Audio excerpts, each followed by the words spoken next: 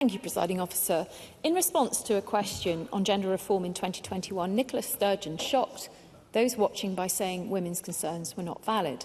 These irresponsible comments sparked fury, and here we are again, being questioned about protecting over 50% of the population. And the fundamental importance, the protection of single-sex spaces for women and girls in our public sector. Under this SNP government, well, I haven't said anything, but yes. Lorna Slater. I have, in fact, because you've asserted that... always through the chair, please. Sorry. The member has associated protecting single-sex spaces, as in excluding trans people from single-sex spaces, with reducing harm to women and girls. So how does excluding trans women from women's spaces keep women and girls safe? Rachel Hamilton. Presiding Officer, Lorna Slater's views on single-sex spaces and protecting women are as poorly thought out as her deposit return scheme. They're confusing, they're aggressive.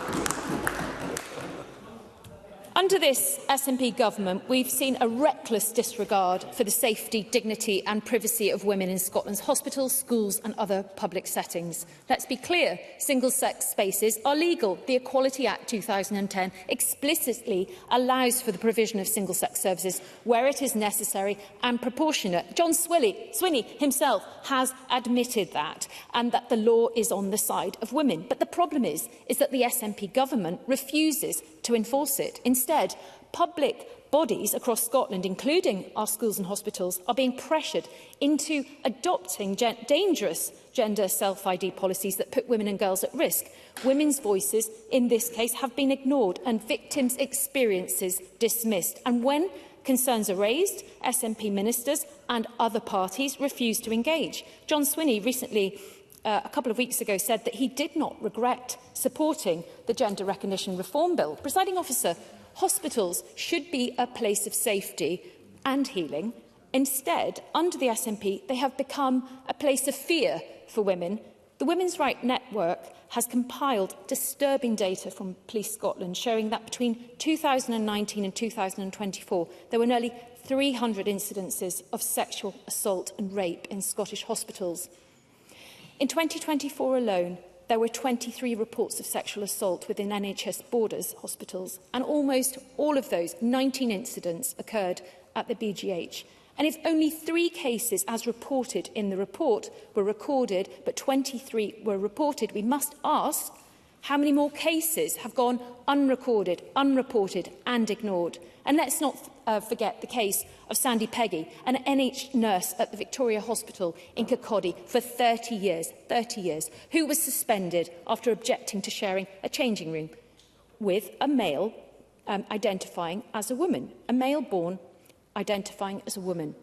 So both Dr Upton and NHS Fife petitioned for the tribunal to be held in private. Unlike other employment tribunals that are public, just think, behind closed doors would have been much more convenient for the Scottish Government if we weren't having this debate today. Yes. Mercedes Vialba. Thank you to Rachel Hamilton for taking the intervention. Neither she nor Russell Findlay has been able to cite any evidence of transgender people in single-sex spaces putting women at risk. But can Rachel Hamilton at least acknowledge that there is evidence that harm is caused to trans people on the basis of being trans when they are not granted access to single-sex spaces? Rachel Hamilton. Mercedes Vialba has a short memory. Anna Sarwar whipped Labour to vote for the SNP's Gender Recognition Reform Bill, which would have allowed people to self-ID and get themselves access into single-sex spaces. And now he says that he wouldn't have voted for it if he knew what he knows now. So despite Hilary Cass saying it's the wrong thing to do, despite Rima Salem, the UN ambassador for women and girls, saying it's the wrong thing to do, despite the EHRC saying it's the wrong thing to do, would Mercedes Vialba now vote for the bill? So, to highlight the seriousness of the situation, the Equalities and Human Rights Commission had to remind NHS Fife of its obligations under the Equality Act 2010 and even requested to see an assessment of their changing facilities policy. So what has the Scottish Government done in response to concerns raised by my Conservative colleagues time and time again?